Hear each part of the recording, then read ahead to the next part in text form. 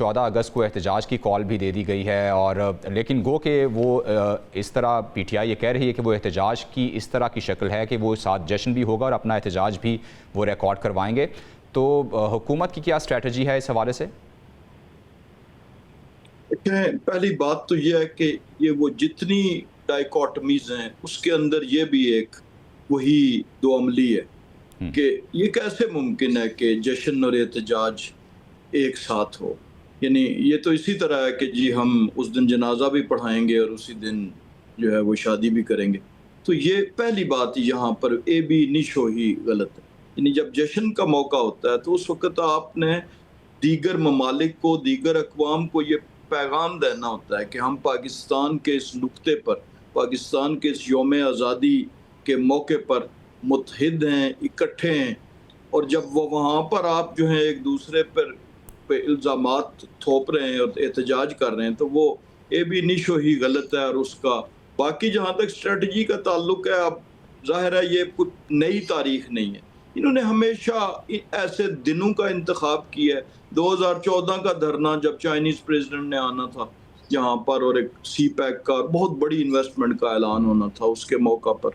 جب بھی یہاں پر شنگھائی کانفرنس ہوئی آپ نے دیکھا اسلام آباد میں جب اتنے ممالک کے سربراہان آئے تو تب احتجاج ہوا. جب بھی کوئی ابھی ایرانین پریزیڈنٹ نے آنا تھا، یہ جو پچھلی دفعہ تو 5 اگست کی تاریخ رکھتی، اب 14 اگست ایک ایسا 14 اگست ہے پچھلے 78 برس کا کہ جس میں پاکستان کے خوابوں کی تکمیل ہوئی ہے. سفارتی محاذ پہ آپ دیکھ لیں، انٹرنیشنل اوورآل فرنٹ پہ دیکھ لیں، فوجی محاذ پہ کس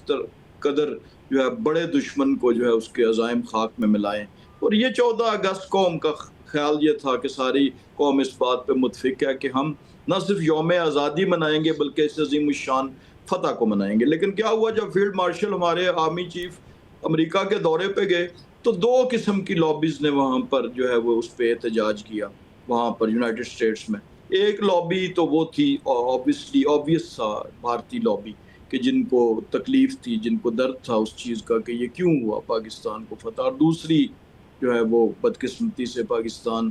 یوں کی ہی لابی تھی جو کہ پھر اسی اشارے پہ تھے جس اشارے پہ 9 مئی ہوا تھا. اسی طرح پھر اس وقت 14 اگست کا دن کا انتخاب کرنا یہ بہت بڑی ایک 5 اگست ابھی یعنی جب کشمیر کے معاملے پہ پاکستانی قوم جو ہے وہ یکجا ہے کہ کشمیر کا اسپیشل سٹیٹس 5 اگست کو کیا تھا، تب بھی یہی اسی دن کا انتخاب کیا. جب باقی لوگ جو ہیں وہ بھارت کے خلاف احتجاج کر رہے ہیں تو اس احتجاج میں آمیزش کے لیے، آلودہ کرنے کے لیے آپ پاکستان کی حکومت کے خلاف احتجاج کر کے اور بھارت کے اور ہمارے دشمن کے موقف کو اور اینٹی کشمیر موقف کو فروغ دے رہے ہیں. اسی طرح 14 اگست کو جب پاکستان کی قوم جو ہے وہ اس فتح کو، جو ایک عظیم فتح ہے جس کے متعلق دنیا اس وقت انگشت بدندہ ہے کہ جی کس قدر جو ہے پاکستان نے اپنے سے بڑے ملک کو شکست دی. آج دنیا کے ممالک میں پاکستان کی عزت اس بنیاد پہ وقار بنا ہے، اس موقع پہ اسے بے توقیر کرنا، اس کے اندر جو ہے وہ مینگنیاں ڈالنی، یعنی یہ وہ چیزیں ہیں جو یہ وہ رویے ہیں جس کی وجہ سے آج یہ سیاسی جماعت اور اس کے ورکر، ورنہ کسی کی حب الوطنی پہ کبھی کوئی شک نہ ہم نے کیا ہے نہ کریں گے. لیکن جب اس قسم کے اقدامات پہ ہم ہوں گے اور ایسے موقع پہ پاکستان کا مفاد ڈیمیج ہوگا، جب بھارتی میڈیا کو یہ کہنے کا موقع ملے گا کہ دیکھیں جی پاکستان کے اندر سے کمپوننٹ، پولیٹیکل کمپوننٹ جو ہے وہ پاکستان کے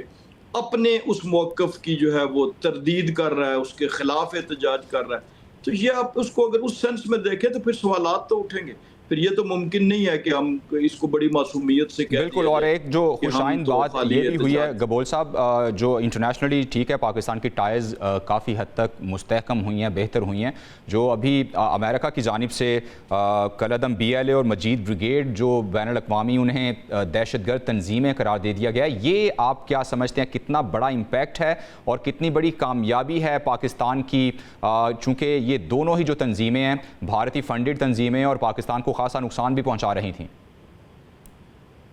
جی دیکھیں، یہ بہت اچھا ایک اقدام اٹھایا ہے US نے، اور یہ بہت پہلے ہو جانا چاہیے تھا، بٹ انفارچونیٹلی جس طرح آپ کو پتہ ہے کہ پہلے جو پریفرڈ پارٹنر تھا ویسٹ کا اسپیشلی وہ انڈیا تھا. اب جس طرح میں آلریڈی عرض کرا تھا آپ کے شو کی شروعات میں کہ انڈیا اب جو ہے وہ مجھے لگتا ہے کہ تھوڑا سا سائڈ لائن ہو چکا ہے. مودی کی جو نفرت انگیز سیاست اور اسپیشلی جو مئی کے مہینے میں انہوں نے جو فیلڈ اپنا آپریشن سندور جو کیا تھا, اس کے بعد دنیا نے دیکھ لیا کہ کس طرح انڈیا ایک ٹیررسٹ کنٹری ہے اور پورے خطے میں وہ انسٹیبلٹی پھیلانے کی کوشش کرتا ہے. تو اس کے بعد ظاہر سی بات ہے پاکستان کی عزت, پاکستان کا مقام بڑھ چکا ہے اور پاکستان کے جو انٹرسٹ ہیں وہ ویسٹ کو بھی اب لگ رہا ہے کہ ان کے انٹرسٹ الائنڈ ہے. تو اسی وجہ سے جو ایک بی ایل اے اور دیگر جو ٹیررسٹ آرگنائزیشنز ہیں جو بلوچستان میں کافی سالوں سے آپریٹ کر رہے تھے, تو ان کو انٹرنیشنلی اب ریکگنائز کیا جا رہا ہے کہ وہ یہ بھی گبور صاحب یہ بھی ریکگنیشن ہے پھر کہ پاکستان, یہ مان لیا گیا دنیا کی جانب سے کہ پاکستان دہشت گردی پھیلا نہیں رہا بلکہ دہشت گردی کا شکار ہے اور دہشت گردوں سے نبرد آزما ہے. بالکل ایبسولوٹلی. دیکھیں یہ مقدمہ ہے جو بلاول بھٹو قاری صاحب نے کہہ کے لڑا تھا ابھی جب انہوں نے کہا ایک پاور ڈیلیگیشن لے کر گئے تھے یو ایس, یو کے اینڈ دین ای یو میں. تو یہ پورے پاکستان قوم کی کامیابی ہے. ظاہر سی بات ہے جس کی جو سربراہی جو لیڈرشپ بلاول بھٹو قاری صاحب کو سونپی گئی تھی جس ٹاسک کا, تو انہوں نے بھرپور طریقے سے along with other political parties نون کے بھی ارکان تھے, ایم کیو ایم کے بھی, تمام پاکستان کے لیے ایک جیت ہے. اور اس جیت کو پورے پاکستان کو بشمول پی ٹی آئی کے بھی ماننا چاہیے. اور یہی ہمارا موقف شروع سے بھی تھا. ہم نے اپنے آپ کو اسپیشلی جو راجہ صاحب شارٹلی آپ بھی بتائیے گا کہ یہ پاکستان کے لیے کتنی بڑی کامیابی دیکھتے ہیں اور خصوصی طور پہ دشمن کو کتنا بڑا دھچکا ہے یہ پاکستان کی تو تمام تر جو پالیسی اور نہ صرف پاکستان کی حکومت یا ریاست کی بلکہ عوام کی بھی, وہ گھومتی کس کے گرد ہے؟ اپنے دشمن کے گرد, یعنی وہ جس کے ساتھ ہماری جنگیں ہوئیں. تو ہم تو ہر چیز کو اسی تناظر میں دیکھتے ہیں. اور اس تناظر میں یہ اتنی بڑی کامیابی ہوئی کہ جب آپ دیکھیں کہ ایک پورے ہمارے دشمن میں وہ ایک مروڑ اٹھ رہے ہیں, ایک پوری آگ لگی ہوئی ہے, تو یہ میں سمجھتا ہوں کہ بہت بڑی سیلیبریشن ٹھیک ہے, پاکستان کے لیے بہت بڑی کامیابی اور سیلیبریشن ہے. بہت شکریہ.